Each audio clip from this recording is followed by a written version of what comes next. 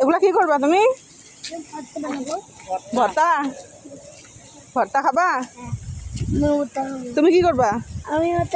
ভর্তা খাবা? আচ্ছা রাস্তায় রাস্তায় স্বপ্নীল আর রিয়াদের স্কুল ছুটি হওয়ার পর ওরা দৌড়ে আমার আগে চলে যাচ্ছে। দুজন একসাথে হলে এরকমই করে, আমাকে রেখে দৌড় দেবে। তো আমিও তাড়াহুড়া করে ওদের পেছন পেছন আসতেছিলাম, আর এসে দেখি ওরা এখানে সজনা গাছ থেকে পাতাগুলো ছিঁড়তেছে। তো আমিও দেখে ছিঁড়তেছি যে না, নিয়ে যাই পাতাগুলো, অনেক সুন্দর। গাছটা বাতাসে পড়ে গেছে। স্বপ্নীল তো অনেকগুলা নিয়েছে, রিয়াদও নিয়েছে অনেকগুলা। তো স্বপ্নীলকে আমি জিজ্ঞেস করলাম কি করবা, ও নাকি ভর্তা খাবে। স্বপ্নিলের কথা শুনে রিয়াদও বলতেছে আমিও ভর্তা খাবো। তা আমার সাথে আরেকজন ভাবি ছিল, তো উনিও আবার অনেকগুলো ছেড়ে নিল, উনি নাকি পেলকা রান্না করবে।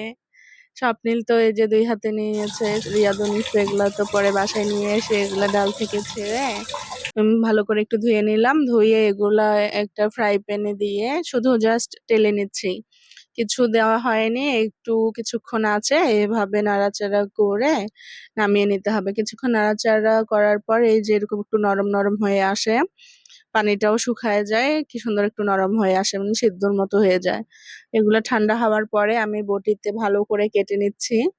এই ছুরি দিয়ে আবার ভালো করে আমি কাটতে পারি না, এগুলা বটিতে এইভাবে ধরে কাটলে সুবিধা হয়। তো যার যেমন ভাবে কাটতে সুবিধা হবে তেমন করে কেটে নিতে পারবেন।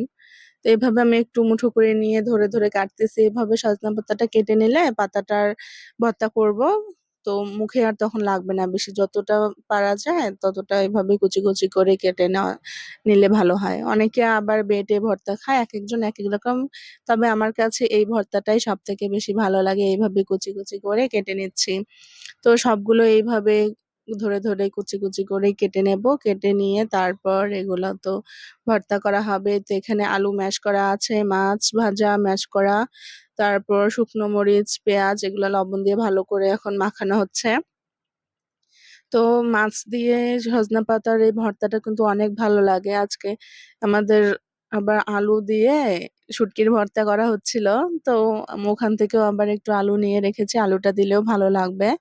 সজনা পাতার ভর্তা এমনিতেও ভালো লাগে, তবে মাছ দিয়ে করলে বেশি ভালো হয়। এইভাবে যদি করা হয় এত মজা লাগবে, শুধু এই সজনা পাতার ভর্তা দিয়েই খাওয়া হয়ে যাবে, 1 প্লেট ভাত নিমিষেই শেষ। তো এগুলো ভালো করে মেখে নিয়ে এখন সজনা পাতাটাও মিক্সড করে নেব ভালো করে। তো সজনা পাতাগুলো দিয়ে দিচ্ছি, এগুলো তো কেটে নিয়েছি, খুব একটা বেশি কাটা হয়নি, আর পারতেছিলাম না। পরে এখন মেখে নিচ্ছি ভালো করে। এই তো আমাদের সজনা পাতার ভর্তা রেডি। তবে ভর্তাটা কিন্তু আমি করিনি, ভর্তা করেছে আমার ভাবি, আমি দেখিয়ে দিয়েছিলাম আর ও করেছে। তো এই যে কত সুন্দর হয়েছে, দেখতেও অনেক সুন্দর লাগতেছে ভর্তাটা। দেখেই তো আমার খিদে পেয়ে গেল, আর আমি গরম গরম ভাত নিয়ে নিলাম, সজনা পাতার ভর্তা দিয়ে খাবো খুব মজা করে। তো সবাই চাইলে এভাবে আপনারা ট্রাই করে দেখতে পারেন, সজনা পাতার ভর্তা মাছ আর আলু দিয়ে। Subscribe for more video.